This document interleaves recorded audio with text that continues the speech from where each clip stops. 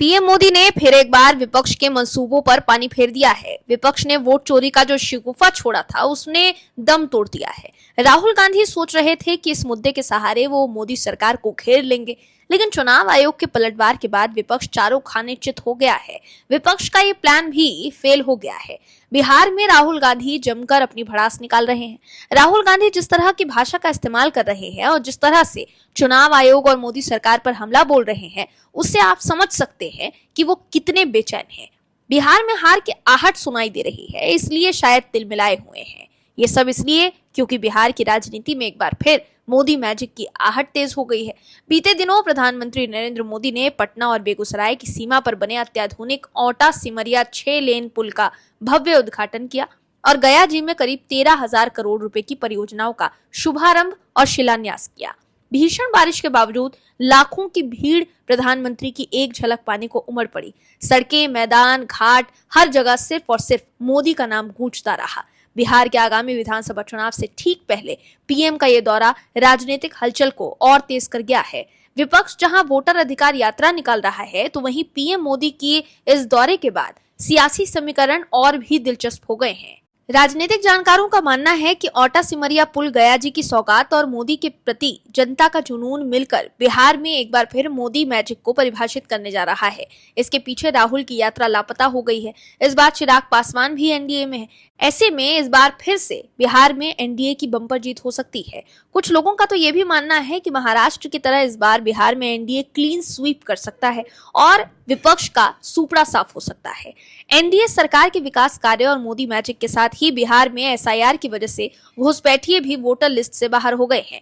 यही वजह है कि विपक्ष के द्वारा हार के बाद के लिए अभी से ही बहाने ढूंढे जा रहे हैं।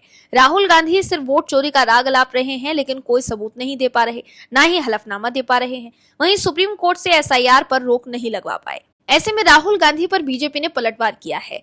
बीजेपी नेता रविशंकर प्रसाद ने कहा है कि राहुल गांधी और तेजस्वी यादव रोज आरोप लगा रहे हैं, झूठ बोल रहे हैं और बेबुनियाद आरोप लगा रहे हैं।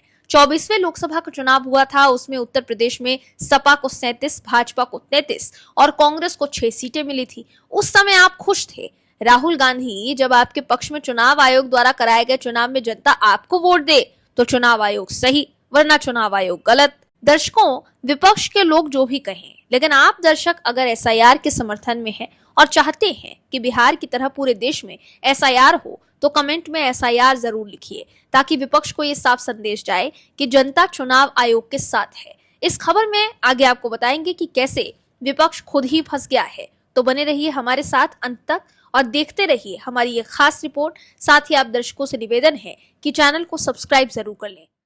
विपक्ष अब पूरी तरह से बैकफुट पर नजर आ रहा है। बिहार में चल रही मतदाता अधिकार यात्रा के दौरान कांग्रेस नेता राहुल गांधी और बिहार प्रदेश कांग्रेस अध्यक्ष राजेश कुमार ने सड़क सुरक्षा नियमों की धज्जियां उड़ाई। पूर्णिया में अपनी हरियाणा नंबर की जीप छोड़कर राहुल एक बुलेट पर सवार हो गए, लेकिन उनके पीछे बैठे प्रदेश अध्यक्ष राजेश कुमार बिना हेलमेट के यात्रा करते दिखाई दिए। इसके अलावा कांग्रेस पार्टी के कई कार्यकर्ता भी नियमों का उल्लंघन करते हुए नजर आए। जानकारी के मुताबिक राहुल गांधी ने कप्तान पुल से अररिया तक की यात्रा बुलेट पर ही पूरी की। इस दौरान उनके साथ तेजस्वी यादव भी थे, जो खुद हेलमेट पहनकर बुलेट चला रहे थे। राहुल के पीछे बैठे कांग्रेस प्रदेश अध्यक्ष राजेश कुमार के सिर पर हेलमेट न होना गंभीर सवाल खड़े करता है। राहुल गांधी चुनाव आयोग पर सवाल उठा रहे हैं, लेकिन हलफनामा नहीं दे पा रहे, जिससे लोग उनके आरोपों पर भरोसा कैसे करेंगे, ये समझ नहीं आ रहा।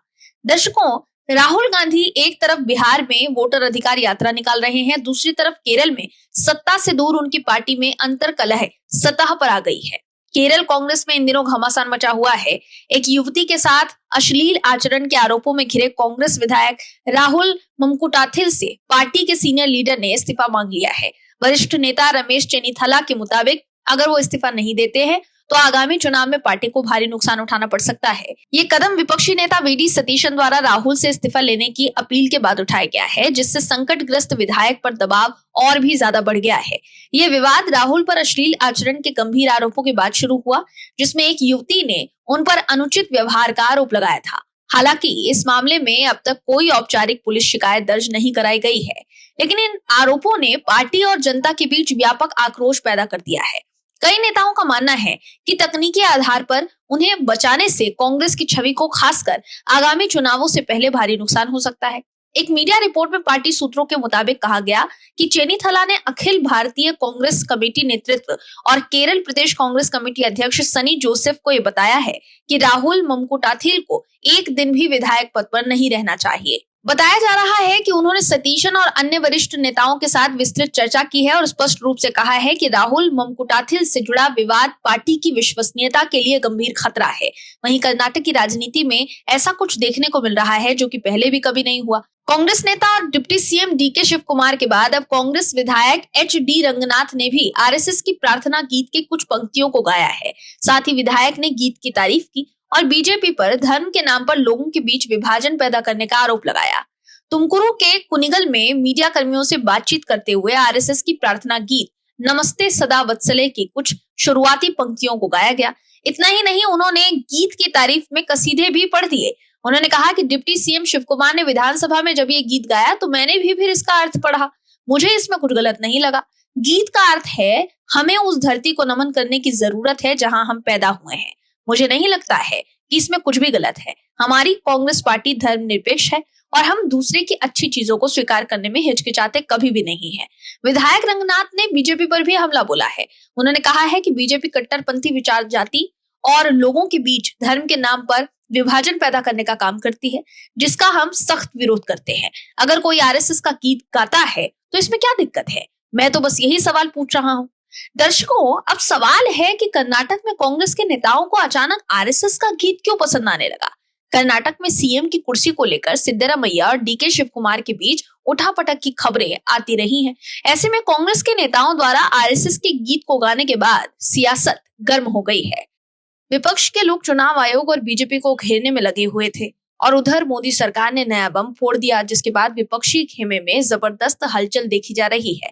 विपक्ष को अब नया डर सताने लगा है।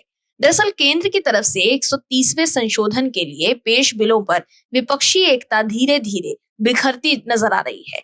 इस विधेयक की जांच के लिए बनी संयुक्त संसदीय समिति यानी जेपीसी को लेकर विपक्षी राजनीति गर्मा गई है। पहले तृणमूल कांग्रेस ने इस समिति को नौटंकी बताते हुए बहिष्कार किया। फिर समाजवादी पार्टी अध्यक्ष अखिलेश यादव ने भी साफ कर दिया कि उनकी पार्टी जेपीसी में शामिल नहीं होगी। अब आम आदमी पार्टी ने भी यही रुख अपनाया है। फिलहाल टीएमसी, सपा और आप के इस कदम से कांग्रेस के सामने मुश्किल खड़ी हो गई है, क्योंकि अब उस पर भी विपक्षी एकजुटता के नाम पर अपनी लाइन बदलने का दबाव बढ़ गया है।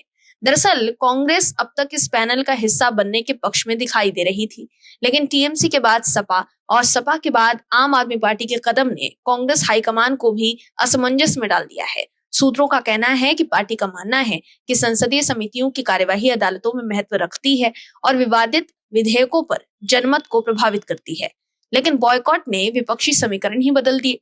अब कांग्रेस के भीतर सवाल उठने लगे हैं कि क्या पार्टी नेतृत्व विपक्ष की एकता को प्राथमिकता देगा या फिर अपनी पुरानी लाइन पर टिका रहेगा। टीएमसी के बहिष्कार की उम्मीद तो थी, लेकिन सपा के इस फैसले ने विपक्षी एकता के हित में कांग्रेस पर भी ऐसे ही करने का दबाव बढ़ा दिया है।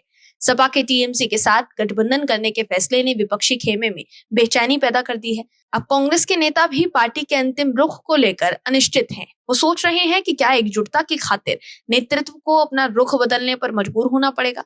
अब तक कांग्रेस इस पैनल में शामिल होने के पक्ष में काफी झुकी हुई थी। टीएमसी सांसद डेरेक ओब्रायन ने कहा कि मोदी सरकार द्वारा एक असंवैधानिक विधेयक की जांच के लिए इस जेपीसी के गठन पर जोर देना एसआईआर से ध्यान भटकाने के लिए किया गया एक हथकंडा है। किसी को तो इस हथकंडे को हथकंडा कहना ही था। मुझे खुशी है कि हमने ऐसा किया। विपक्ष की अधिकतर पार्टियां मानती हैं कि संसदीय समितियों की कार्यवाही अदालतों में महत्व रखती है और विवादित कानूनों पर जनमत को प्रभावित करती है। मीडिया रिपोर्ट्स के मुताबिक इसी सोच के चलते कांग्रेस अब तक जेपीसी में शामिल होने की समर्थक रही है, लेकिन सपा और टीएमसी के बहिष्कार ने समीकरण बदल दिए हैं। बिहार में राहुल गांधी यात्रा निकालकर चुनाव आयोग पर भड़ास निकाल रहे हैं, मगर चुनाव आयोग ने एक और बड़ा धमाका कर दिया है। उससे पहले आपको बता दें कि बिहार के अररिया में राहुल गांधी और तेजस्वी यादव ने संयुक्त प्रेस कॉन्फ्रेंस कर चुनाव आयोग और केंद्र सरकार पर तीखा हमला बोला है।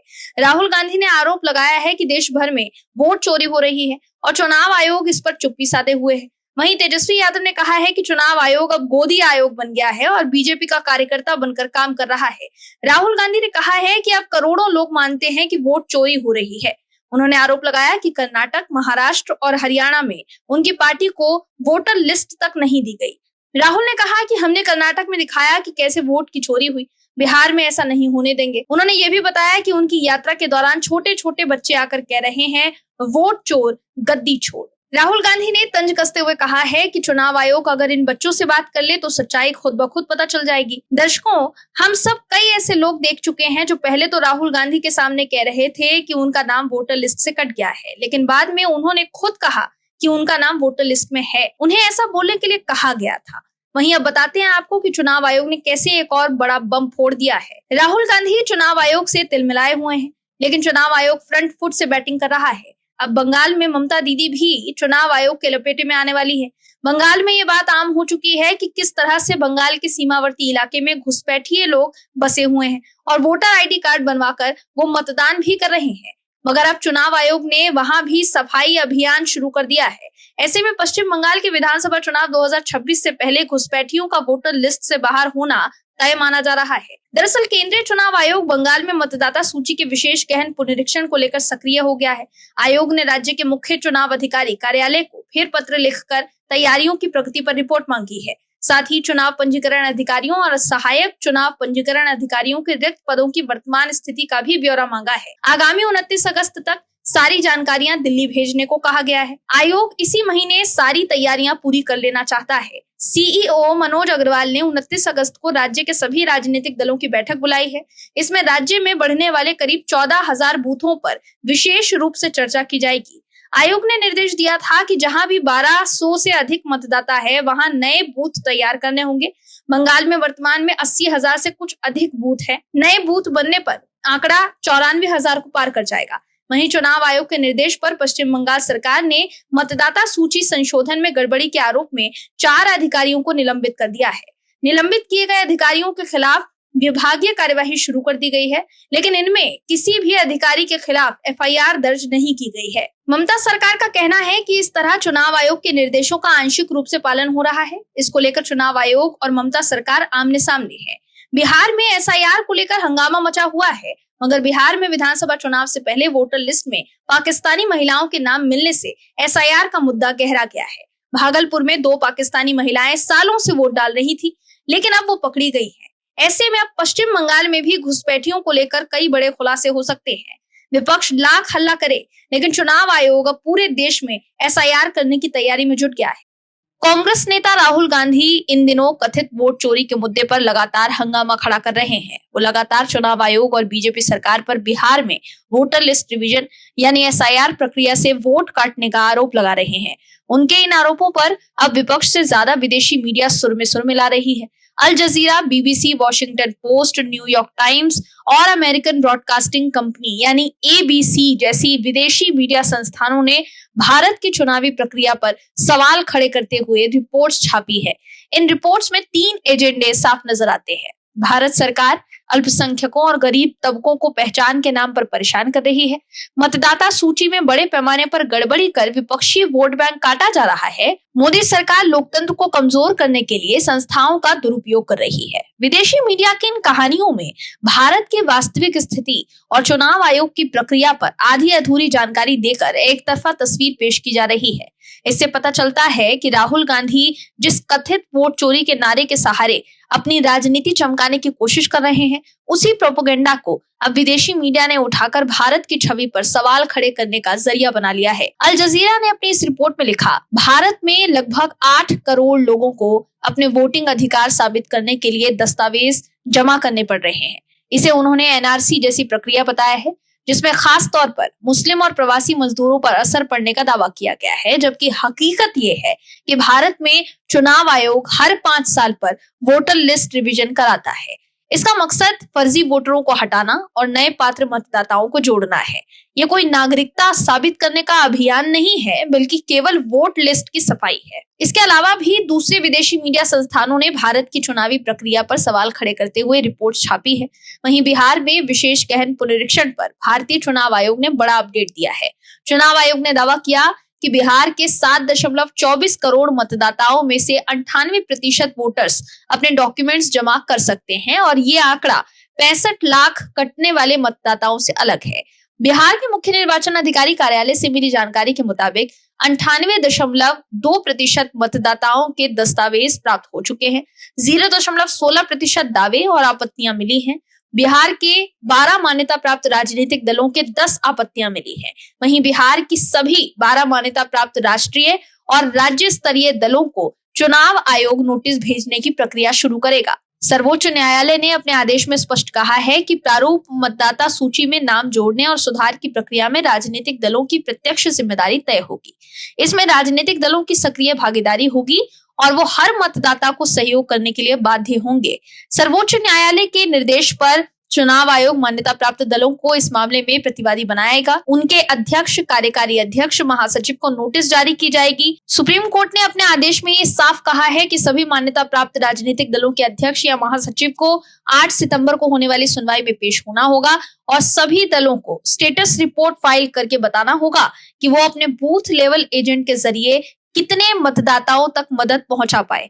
दर्शकों, विपक्ष के लोग मीडिया में एसआईआर को लेकर आरोप तो खूब लगा रहे थे, लेकिन शुक्रवार को सुप्रीम कोर्ट में सुनवाई के दौरान चुनाव आयोग ने टॉप कोर्ट को ये बता दिया था कि विपक्षी दलों ने अब तक सिर्फ 2 आपत्तियां ही दर्ज करवाई हैं, जिसे सुनकर जज भी चौंक गए, जिसके बाद ही सुप्रीम कोर्ट ने यह आदेश दिया है।